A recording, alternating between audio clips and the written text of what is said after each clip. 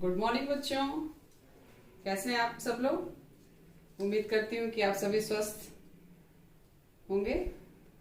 बच्चों, आज फिर आपके समक्ष में कक्षा 11 इतिहास का दूसरा अध्याय लेखन कला और शहरी जीवन लेकर आई हूँ। और आज बच्चों हम पढ़ेंगे दक्षिणी मेसोपोटामिया का शहरीकरण, मंदिर और राजा। कल तक हम लोगों ने मेसोपोटामिया की भौगोलिक स्थिति जाना था और आज हम जानेंगे कि शहरीकरण जब हो गया था तो मंदिर और राजा के अधिकार क्षेत्र में क्या क्या परिवर्तन आए या मंदिरों का विकास कैसे हुआ। बच्चों देखिए, यहाँ पर दिया हुआ है कि 5000 ईसा पूर्व से बस्तियों का विकास होने लगा था, क्योंकि इसके साक्ष्य मिलते हैं जिससे पता चलता है कि धीरे धीरे मंदिरों का प्रचलन हो गया था। इसमें से कुछ बस्तियां जो है प्राचीन शहर बन गई। ये शहर तो कई तरह के थे, लेकिन कुछ बस्तियों को शहर मान लिया गया। इसमें मुख्यतः दो प्रकार के शहर थे। एक था मंदिर के चारों ओर और दूसरा था व्यापार केंद्र के रूप में। जो मंदिर के जो बाहर से आकर बसने वाले लोग थे, उन्होंने अपने गांव के कुछ स्थानों को चुनकर मंदिर बनाना शुरू कर दिया था। सर्वप्रथम ज्ञात मंदिर एक छोटा सा देवालय था जो कच्ची ईंटों से बना हुआ था। मंदिर विभिन्न प्रकार के देवी देवताओं के निवास थे और यहाँ पर दो प्रमुख देवता थे, उर और इन्नाना। उर को चंद्र देवता माना गया था और इन्नाना को प्रेम और युद्ध की देवी माना गया था। समय के साथ साथ मंदिर भी बड़े होते गए। पहले तो मंदिर बनाने का एक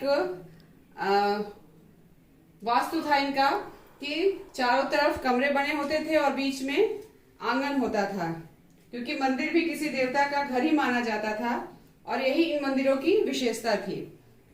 लोग देवी देवता के लिए अन्न, दही और मछली ले आते थे, क्योंकि कुछ मंदिरों के फर्शों पर मछली की हड्डियां की परतें भी जमी हुई मिली हुई हैं। समय आने पर मंदिर संस्था भी बन गए थे। यहाँ पर तेल निकालना, अनाज पीसना, काटना और ऊनी कपड़ों को बुनना आदि कार्य भी किए जा रहे थे। कभी कभी जब फरात नदी में बाढ़ आ जाती थी या फसल सूख जाते थे, तब भी लोग मंदिरों के शरण में आकर रहते थे। कुछ मंदिर ऐसे पाए गए हैं जिन्हें जिगुरत कहा गया है। ये मंदिर बड़े बड़े सीढ़ियों वाले पिरामिड नुमा थे। इनका निर्माण सीढ़ियों के पिरामिडों के आकार में किया गया था और ये वहां के प्रसिद्ध मंदिर कहे गए। मंदिरों के विकास में मुखिया की भूमिका। बच्चों, इसमें हम मेसोपोटामिया सभ्यता में मुखिया की भूमिका, इसके बारे में जानेंगे। हर समाज में एक मुखिया होता है, जैसे आज हमारे गांव में भी होते हैं ग्राम प्रधान, उसी तरह मेसोपोटामिया सभ्यता में भी मुखिया हुआ करते थे। उनका उनके अपने समाज पर पूरा नियंत्रण होता था और जब कोई लड़ाई होती थी तो उसको मुखिया ही सुलझाता था। कभी कभी मुखिया के पास अपनी सेना भी होती थी या गांव वालों को वो अपनी सेना बनाए रखने के लिए प्रेरित भी किया करते थे। जब दो समुदायों में लड़ाई होती थी तो जो विजेता मुखिया होता था वो कीमती भेंट देवी देवताओं को अर्पित किया करते थे, जिससे मंदिरों की भव्यता बढ़ने लगी थी और वहां पूजा पाठ के साथ साथ अन्य कई चीजें भी संपादित की जाने लगी थी। जैसे व्यापार के कुछ कार्य भी वहां पर किए जाने लगे थे। अगला है आपका शहरी जीवन। नगर में संभ्रांत या उच्च वर्ग का उदय हो चुका था। ये संभ्रांत या उच्च वर्ग क्या है? जो राज परिवार से संबंधित वर्ग था उसे संभ्रांत वर्ग माना गया और इस वर्ग में इनकी जीवन शैली जो मध्यम वर्ग था या जो निम्न वर्ग था उससे बिल्कुल अलग थी, क्योंकि ये राज परिवार से संबंधित माने जाते थे। ये हमें पता कैसे चला कि ये लोग ज्यादा संभ्रांत थे? क्योंकि इन राजाओं या रानियों की जो कब्रें मिली हैं वहां से बहुमूल्य रत्न, आभूषण, सोने के पात्र, सीपियां आदि मिली हैं। जब उनको दफनाया गया था तो उनके साथ साथ इन सारी चीजों को उनके कब्रों में रखा गया था। मेसोपोटामिया से एकल परिवार के भी साक्ष्य मिलते हैं। पिता परिवार का मुखिया होता था और शादीशुदा बेटे के साथ ही उसके माता पिता भी रहते थे, ऐसे साक्ष्य कई मिले हुए हैं। और जब विवाह करने की इच्छा होती थी तो पुत्र माता पिता से इसकी चर्चा करता था और माता पिता सहमति दिया करते थे। इस तरह से वहां पर वैवाहिक क्रिया का संपादन होता था। अब हम आइए पढ़ते हैं वहां के नगरों के बारे में। और सबसे प्रसिद्ध नगर वहां पर था उर नगर। ये नगर का नाम है उर, और यह इसकी खुदाई सबसे पहले की गई थी 1930 में, व्यवस्थित ढंग से कराई गई थी। जो भी वहां के कच्चे पक्के मकान थे उनकी खुदाई कराई गई थी। और यहाँ से टेढ़ी मेढ़ी सकरी गलियां पाई गई हैं। नगर नियोजन पद्धति का अभाव था, क्योंकि जो नगर निर्माण योजना थी उसको व्यवस्थित ढंग से नहीं बनाया गया था। जहां तहां जिसका जहां मन किया था वहां घर बनाया था। आप लोगों ने सुना होगा कि हड़प्पा सभ्यता में जल निकासी प्रणाली की व्यवस्था उचित कराई गई थी, लेकिन यहाँ पर इस तरह की कोई व्यवस्था नहीं थी। अव्यवस्थित ढंग से नगर बसा दिए गए थे।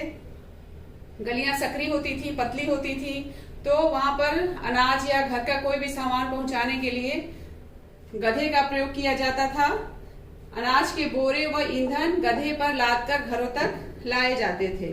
और जगह जगह कूड़ा कचरा फैला हुआ रहता था। कोई व्यवस्थित प्रक्रिया वहां पर नगरों की नहीं थी।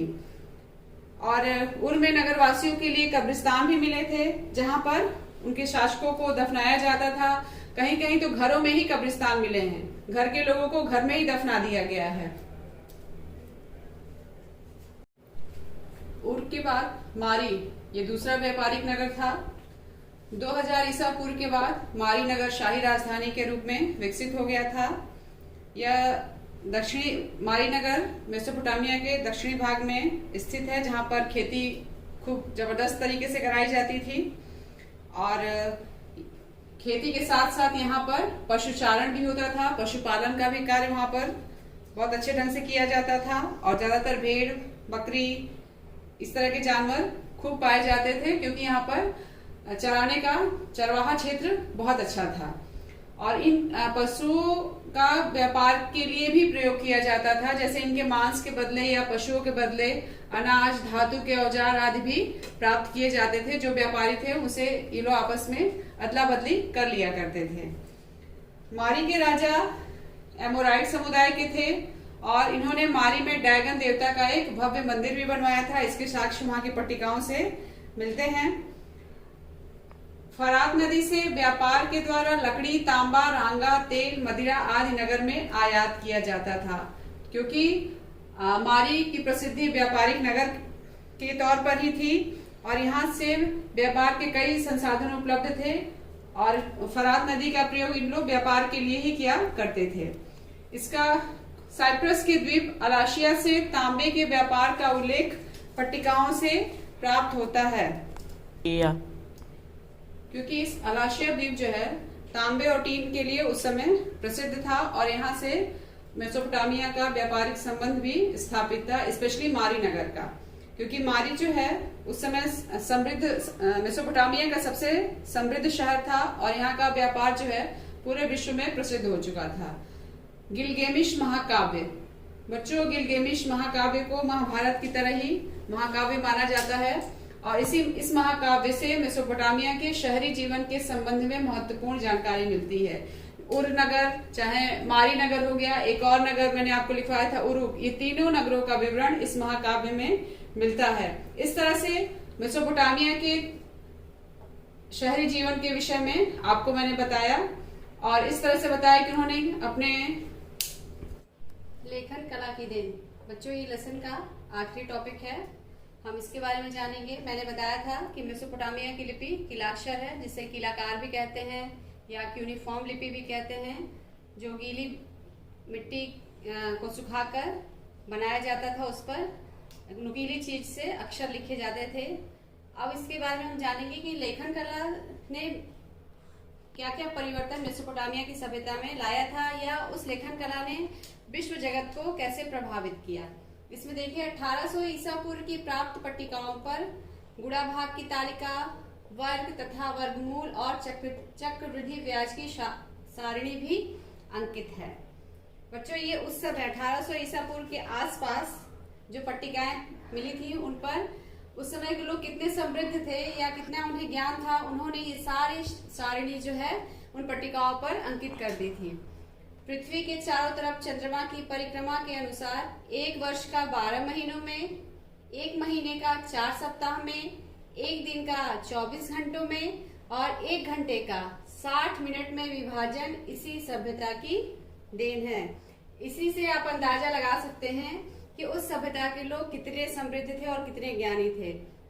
जो गणना हम आज करते हैं वो गणना सदियों पहले मेसोपोटामिया सभ्यता की देन रही है। अगला है, देखिए, समय का ये उपयुक्त विभाजन सिकंदर महान के उत्तराधिकारियों ने अपनाया, फिर रोम और इस्लाम में भी मान्य हो गया। जो इन्होंने समय का विभाजन किया था वो धीरे धीरे यूनान, सिकंदर कहाँ का शासक था? यूनान का शासक था। वहां के उत्तराधिकारी, सिकंदर के उत्तराधिकारी, उसके बाद रोम और इस्लाम, फिर यूरोप, और फिर धीरे धीरे करके पूरे विश्व में ये सभ्यता और ये समय विभाजन स्वीकार कर लिया गया। इसके आगे आप देखिए, सूर्य ग्रहण और चंद्र ग्रहण की बात है। बच्चों, आप सभी 10th तक साइंस पढ़े हैं, आपको पता है कि सूर्य ग्रहण और चंद्र ग्रहण क्या होते हैं। इसका भी ज्ञान हमें मेसोपोटामिया सभ्यता से होता है। जो समय विभाजन इन्होंने किया था उसी के आधार पर सूर्य ग्रहण और चंद्र ग्रहण से क्या प्रभाव पड़ते हैं, इसका पट्टिकाओं पर हमें ज्ञान प्राप्त होता है। इस तरह से देखा जाए तो मेसोपोटामिया की सभ्यता सर्वाधिक समृद्ध सभ्यता थी और इसने विश्व जगत को